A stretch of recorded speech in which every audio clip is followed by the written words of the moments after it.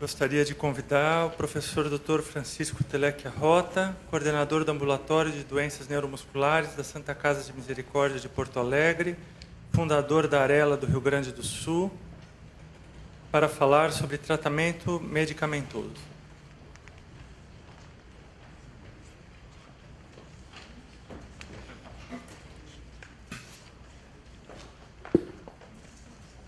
Muito obrigado.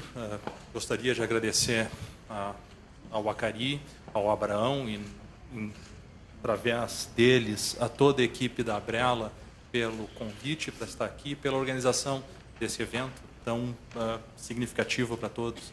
E agradecer a presença de todos aqui nesse dia tão difícil, né, na cidade de São Paulo. Vou falar sobre tratamento medicamentoso. Mas, né, vocês já viram pelas apresentações de hoje, repetidas vezes, né, que ela é uma doença difícil, é uma doença degenerativa, progressiva, de causa ainda, ou causas ainda não totalmente compreendidas, que tem uma sobrevida média de 3 anos, desde que iniciam os sintomas, e que é incurável. Bom, não é uma boa doença para a gente falar de tratamento medicamentoso, né? Mas, apesar de ser uma doença que tem um prognóstico médio ruim, como o Acari falou, esse prognóstico não é individual de cada paciente, né? Não é que todos os pacientes vão ter 3 anos de sobrevida após o início dos sintomas, não. 20% dos pacientes vão sobreviver mais do que 5 anos, 10% mais do que 10 anos e algumas pessoas, né, 40 a 50 anos. Ela é uma doença incurável, mas ela não é intratável. Tá? Isso é uma coisa muito importante da gente ver. Às vezes, em neurologia, a gente tem esse estigma de tratar doenças que a gente não pode curar. No entanto, né, o cardiologista não se desestimula porque ele não cura hipertensão. O endócrino não se desestimula porque ele não cura diabetes. São todas doenças que a gente trata e trata cronicamente. O nosso desafio é tentar transformar a esclerose lateral amiotrófica de uma doença subaguda numa doença crônica, que se possa conviver com ela, com um bom tratamento, com recuperação onde dá para se recuperar e com estabilização onde se precisa estabilizar. O tratamento da ELA, ele vai se dividir em 2 grandes grupos. O tratamento não medicamentoso, que seria assim 90% do que a gente tem a fazer pelos pacientes, né? E isso não cabe a mim falar aqui. Dos 10% que cabem a mim falar aqui, tem tratamentos modificadores de doença, que é a ponta do iceberg, que é aquilo que hoje a gente pode fazer para alterar o curso da doença. Antigamente o iceberg estava totalmente embaixo d'água, agora ele está saindo alguma ponta para cima. E aquilo que a gente faz nos ambulatórios, na grande maioria do tempo, com os pacientes, que é tratar sintomas e fazer com que esses pacientes tenham não só uma sobrevida maior, mas também tenham uma qualidade de vida melhor. Vamos falar então um pouquinho sobre tratamentos modificadores de doença. Na verdade, medicamentoso é o tratamento modificador de doença até o momento, que é o Riluzol. O Riluzol é uma substância que age bloqueando, age diminuindo a quantidade de glutamato na fenda sináptica. Vocês viram, o glutamato é um aminoácido excitatório, essa excitação excessiva leva à degeneração neuronal. Se a gente conseguir diminuir essa quantidade de glutamato dentro da fenda sináptica, tirando de contato com o neurônio, vai ter um impacto na sobrevida desse neurônio. Como é que ele faz isso? Ele faz de 2 formas. Ele diminui a liberação de glutamato através do bloqueio de canais de sódio na membrana e também ele limpa o glutamato que está na fenda sináptica através do estímulo de transportadores ativos que tem também na membrana celular. Na teoria isso funcionaria muito bem, se fizeram alguns ensaios clínicos, fase 1, fase 2, e até que teve 2 grandes ensaios clínicos, fase 3, que foram publicados na década de 90, um deles com 155 pacientes, o outro com 959 pacientes, e esse aqui é um gráfico com uma meta-análise desses 2 resultados. Eles incluíram aqui um terceiro estudo, que é um estudo menor, Nessa meta-análise do grupo Cochrane, eles conseguiram ver que, bom, tem um efeito mesmo, esse efeito é ao redor de 2 a 3 meses de aumento de sobrevida. No entanto, a gente vai ver que pacientes que hoje usam riluzol na comunidade, que não estão envolvidos em ensaios clínicos, têm uma sobrevida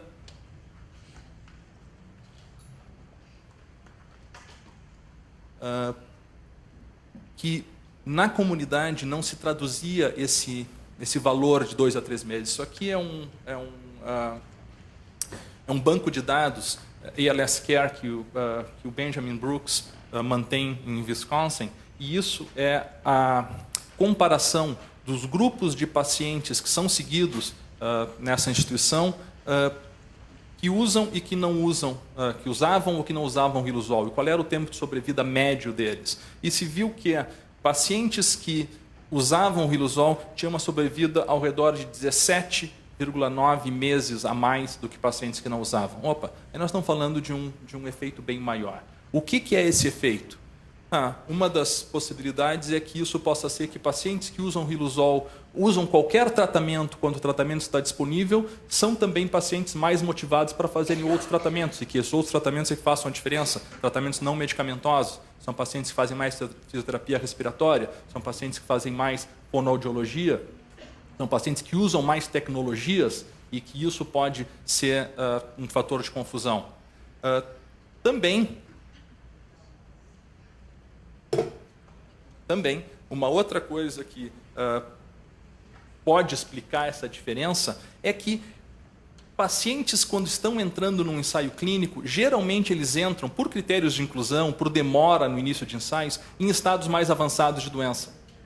Tá? E isso, eles conseguiram ver nesse banco de dados do Benjamin Brooks, é que pacientes, aquela diferença de 17 meses, grande parte daquela diferença era em pacientes que estavam em fases mais precoces da doença, quando iniciaram a usar o riluzol.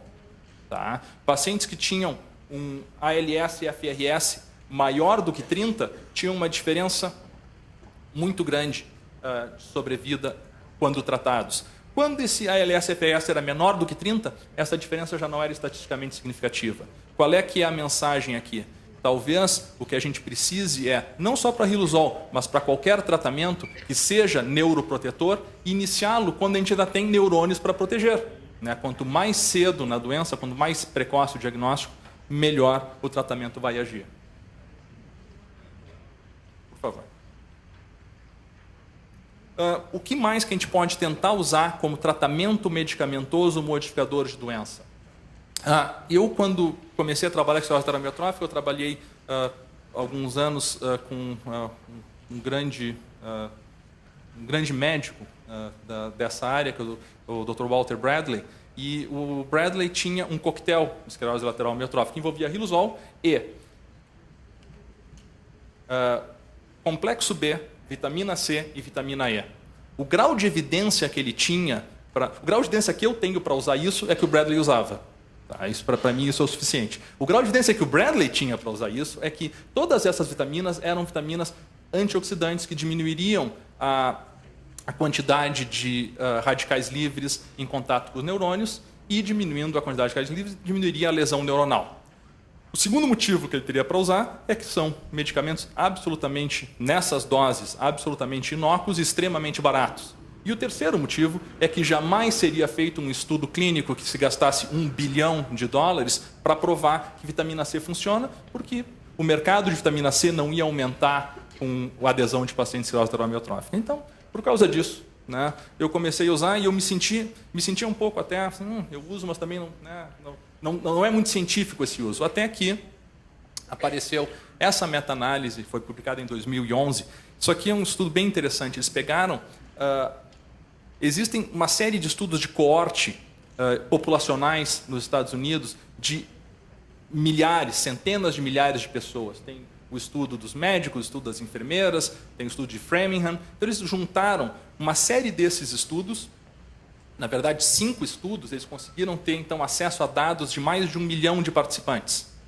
E o que eles conseguiram ver? Que nesses 1 milhão tiveram 800 casos de ELA, e que o risco de ter esclerose lateral amiotrófica era menor proporcionalmente ao tempo que a pessoa usava a suplementação de vitamina E. Quando você entra nesse estudo, tem que preencher tudo o que se faz. A dieta, atividade física, suplementos, tudo que a pessoa faz tem que colocar naquilo. E quanto mais tempo se usava, essas pessoas usaram vitamina E ao longo da sua vida, menor o risco de ter esclerose lateral amiotrófica. Obviamente, pode ter uma série de fatores de confusão, talvez pessoas que usam vitamina E sejam mais saudáveis em outras coisas. No entanto, é uma evidência que se pode justificar. E agora, aquilo que a gente faz a maior parte do tempo com os nossos pacientes, tratamento sintomático, né? Tentar dar não só uma maior sobrevida, mas uma maior qualidade de vida para os pacientes. Primeira coisa, depressão. Quando a gente pensa em esclerose lateral amiotrófica como uma doença incurável, uma doença limitante, se imagina que os pacientes com lateral amiotrófica sejam deprimidos. Até a gente conhecer um grande grupo de pacientes com lateral amiotrófica e ver que eles não são deprimidos. Na verdade, a incidência de depressão é ao redor de 10% em fases mais avançadas da doença. Não quer dizer que a pessoa não possa ter tristeza, que a pessoa não possa ter luto pela doença, mas depressão clinicamente diagnosticada é 10%, o que é menor do que se espera, e não só do que se espera, do que se observa em outras doenças igualmente graves. Certo? Pacientes com neoplasias com sobrevida semelhante à esclerose lateral amiotrófica têm mais depressão que pacientes com ela. E talvez aí a causa disso seja a ação da doença em outras áreas cerebrais não motoras. Né? Se sabe que essas vias aqui, que são vias de associação frontal, elas também podem estar alteradas na ELA. E as vias de associação frontal são responsáveis pela percepção das coisas. E talvez o paciente com ela perceba também coisas de forma diferente. Tá? E talvez você tenha um efeito protetor nisso. Mas, de qualquer forma, quando o paciente tem ela e tem depressão, o que a gente tem que fazer? Tem que tratar a depressão com um antidepressivo mais eficaz, tem que se recomendar uma avaliação psiquiátrica. Não é porque o paciente tem ela e tem uma outra doença grave que se deve descuidar da depressão. Por quê? Porque a depressão acaba sendo um fator tão ou mais importante que a ela para a qualidade de vida do paciente. Claro que, se eu puder usar antidepressivos que me ajudem com outros efeitos secundários, como, por exemplo, a amitriptilina, ótimo. A amitriptilina é um antidepressivo que, em doses baixas, tem efeitos secundários que auxiliam no tratamento de sintomas. Em doses altas, ele tem um efeito antidepressivo bom. No entanto, existem outros antidepressivos mais potentes que a amitriptilina e, se a amitriptilina não está sendo suficiente, temos que buscar o que seja. Salivação, cialorreia, tá? É um sintoma que causa não só desconforto social, mas também causa risco de aspiração, causa morbidade e até mesmo aumento de mortalidade. Como é que se pode tratar essa salivação? A inervação das glândulas salivares é por acetilcolina. Existem alguns medicamentos que bloqueiam a ação da acetilcolina. Os antidepressivos tricíclicos, entre eles a amitriptilina, que eu tinha mencionado no slide anterior, tem esse efeito e por isso que pessoas que tomam amitriptilina têm secura na boca. Muitas vezes pode ser o suficiente para ajudar o paciente. Se não, o uso de aplicação de toxina botulínica em glândulas parótidas e submandibulares comprovadamente é seguro, mesmo sendo um bloqueador neuromuscular, aplicado por pessoas que tenham conhecimento e treinamento, é seguro para diminuir a salivação e eficaz. E, se é necessário também uma outra alternativa, é o uso de medicamentos tópicos, como colírio de atropina 1%, se coloca na mucosa oral, ele também, a atropina é um anticolinérgico, bloqueia a secreção de saliva. Sintomas pseudobulbares. Sintomas pseudobulbares são sintomas bastante incapacitantes, afetam de 20% a 50%, provavelmente na sua forma mais grave, ao redor de 20%, forma mais leve, uns 50%. São aquela incapacidade de controlar a expressividade emocional. Então, um paciente que, por um motivo pequeno, porém real, começa a chorar e não consegue parar mais. Ele não começa a chorar do nada, sempre tem alguma coisa levemente triste. Ele está vendo a novela, aconteceu alguma coisinha, ele começa a chorar e não consegue segurar. Ou então, um paciente também, pode ser para o riso, ele não consegue segurar o riso. Eu brinco que se o paciente consegue rir das minhas piadas, ele tem transtorno pseudobulbar. E isso também, às vezes, ele vai do riso para o choro, do riso para o choro, e os familiares não conseguem entender muito bem isso. É importante orientar e dizer que isso não é que o paciente está deprimido, é que ele só não está conseguindo segurar aquilo, deixa ele, não fica pressionando, daqui a pouco isso passa. No entanto, dá para se tratar isso com medicamento. Antidepressivos tricíclicos, né, a amitriptilina, que eu tenho um residente que diz que a amitriptilina para a esclerose traumatrófica é o elixir universal. Né? Tudo que é problema dá para tratar com a amitriptilina. Funciona, e funciona razoavelmente bem para isso. Mas, como tem outros efeitos secundários, muitas vezes não é tão bem tolerado, se desenvolveu uma droga, que é o dexametorfano com quinidina, que já está aprovado pelo FDA nos Estados Unidos para tratar transtornos pseudobulbares de pacientes com esclerose lateral amiotrófica. Nós não temos disponível no Brasil, mas dá para se conseguir uma farmácia de manipulação que consiga colocar cápsulas de dexametorfano e cápsulas de quinidina. Insônia.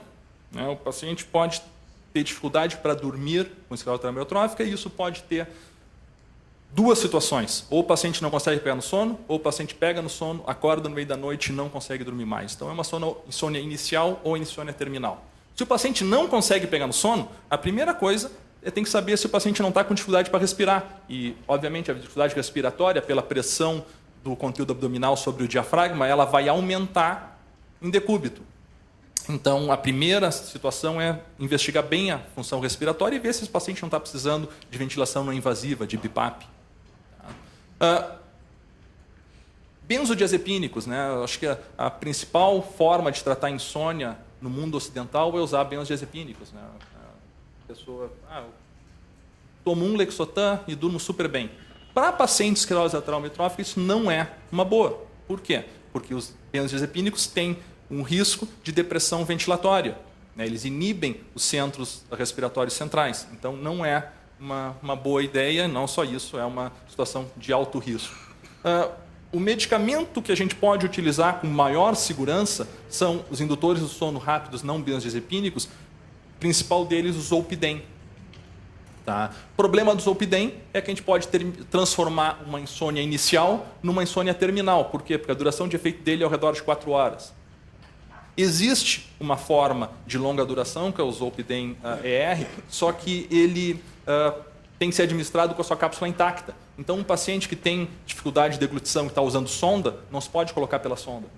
Então, considerar, né, sempre uma dose quebrada, usar uma dose no meio da noite para um paciente que se acorda ainda e tem dificuldade para dormir. Insônia terminal, né, um paciente que dorme no início da noite, se acorda às 4 da manhã e não consegue mais dormir. Isso, quando eu estava na faculdade de medicina, nas cadeiras de psiquiatria, era sintoma clássico de depressão. Perguntava para os pacientes, acorda meia-noite, não dorme mais? É depressão. Então, no universo da esclerose lateral amiotrófica não pode ser diferente. Eu acho que a gente tem que considerar, pelo menos, a possibilidade que esses pacientes estejam deprimidos. E, se estão deprimidos, volta para aquele slide. Vamos tratar a depressão com o que tiver de mais potente. Só que, se eu puder usar um medicamento que também dê sono, e esse é um outro efeito secundário da amitriptilina, a amitriptilina seria uma boa opção. Fadiga. Fadiga, 39% dos pacientes que têm esclerose lateral amiotrófica têm fadiga. Eu fico imaginando por que os outros 71% não têm. Né? Mas, quando um paciente se queixa de fadiga, a gente tem que considerar que a fadiga possa ter uma outra causa. Né? Talvez esse paciente tenha fadiga porque ele não está dormindo bem, tem que tratar o distúrbio do sono, não a fadiga. Talvez fadiga, nesse caso, não seja bem cansaço, e sim fraqueza. Né? E a fraqueza não vai responder às medicações que nós temos disponíveis no momento. Ou pode ser que esse paciente não esteja cansado fisicamente, esteja cansado emocionalmente. Então, tem que considerar a depressão e tratar cada uma dessas coisas de acordo com a sua causa. Uma outra coisa é que, se a gente for ver o riluzol está descrito como um causador de fadiga muscular. E dá para se entender, porque ele é um bloqueador de aminoácidos excitatórios. Então, se eu bloqueio a estabilidade, eu posso estar causando um estado relativo de inestabilidade que gera cansaço. Tá? Então, suspender o riluzol num paciente que desenvolveu fadiga em uso de riluzol pode ser uma boa alternativa. Suspende por um mês, ver se melhora a fadiga. Melhorou a fadiga, sentar com o paciente, discutir o grau de comprometimento que aquela fadiga estava causando nas suas atividades diárias, o benefício que usar riluzol poderia trazer para ele e decidir junto com o paciente se vale a pena ou não recomeçar o tratamento. Por último, existe uma medicação, o modafinil, que é o Stavigile, que é usado para transtornos do sono, mas que pode ser usado e já tem séries de relatos de casos de uso de esclerose lateral amiotrófica melhorando esses sintomas de fadiga e principalmente sonolência diurna que o paciente pode ter também. Dor. Dor é provavelmente dos sintomas mais negligenciados na esclerose lateral amiotrófica. Né? A gente vai ver, tem nos livros textos de neurologia, talvez tenha um parágrafo sobre dor na esclerose lateral amiotrófica. Por quê? Porque não é uma doença do sistema sensitivo. Não é uma doença que cause diretamente dor. No entanto, ela causa dor de forma indireta. Um estudo epidemiológico, né, publicado em 99, mostrou que 56% dos pacientes com ela tinham alguma dor. Tá? Um estudo cross-sectional, né? Pegaram os pacientes naquele momento, se o paciente tinha alguma dor naquele momento ou não. 56% tinham dor. Tá? Ou tinham dor, não, talvez naquele momento, mas naquele momento da vida deles, eles tinham alguma dor que lhes incomodava. Essa dor, nesse estudo, era graduada de 1 a 6, que é uma coisa estranha, porque normalmente se gradua a dor pela escala analógica visual de 0 a 10, mas aqui era graduada de 1 a 6, onde 1 era não ter dor e 6 era uma dor muito intensa. 20% dos pacientes tinham dor que era 4 ou mais. Então já era uma dor bastante significativa. Tá? E que, se a gente perguntar em estudos populacionais para pacientes com ela, o que eles associam mais com sofrimento e o que eles mais têm medo na doença, mais significativamente é dor. Mais do que insuficiência respiratória, mais do que perda de autonomia, mais do que qualquer outra coisa, a maioria dos pacientes diz, eu não quero ter dor. E em locais onde existe suicídio assistido, né, e se fazem pesquisas de por que um paciente decide escolher essa via, o fator mais relacionado com o suicídio assistido é dor, mais do que qualquer um outro.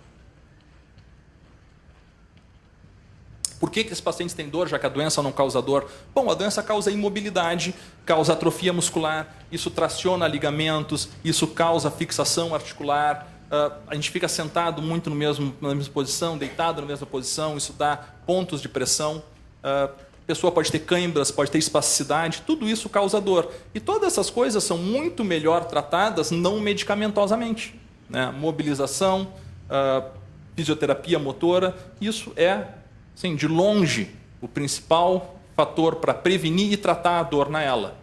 Tá? O que eu posso fazer como médico? Eu posso tentar usar algumas das outras, dos outros recursos que se tem farmacológicos. Relaxantes musculares, se a dor for por espasticidade, por exemplo, ou por câimbras. Antidepressivos tricíclicos, a amitriptilina, de novo, é um ótimo medicamento para tratar a dor crônica. Então, pode ser usado também para melhorar esse sintoma. Analgésicos simples ou anti-inflamatórios, mais da metade dos pacientes respondem a medidas farmacológicas simples. Né? Obviamente, drogas mais fortes, como opioides, né, como morfina, vão ter um índice de resposta maior. E a Academia Americana de Neurologia, nos seus guidelines, recomenda que se trate um paciente com com os mesmos protocolos que se trata um paciente com câncer, para tratar dor. Certo? A gente muitas vezes pensa, não vou usar tal medicamento porque vai viciar o paciente. Não, a gente tem que tratar a dor. Tá? Óbvio que não se sai usando os medicamentos mais potentes logo de início, mas não se deve ter medo de se usar medicamentos pelos seus efeitos adversos ou pelos seus efeitos de adição. O que a gente precisa é dar qualidade de vida para o paciente.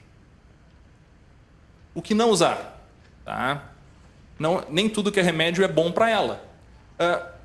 Só que é uma revisão que a Organização Mundial de Saúde mantém um órgão de monitoração de efeitos adversos de medicações. Tá? E eles publicaram esse trabalho aqui em 2007, quando começou a aparecer um número maior de pacientes com doença do neurônio motor que estavam usando estatinas, né, medicamentos para baixar o colesterol, muito maior do que o esperado.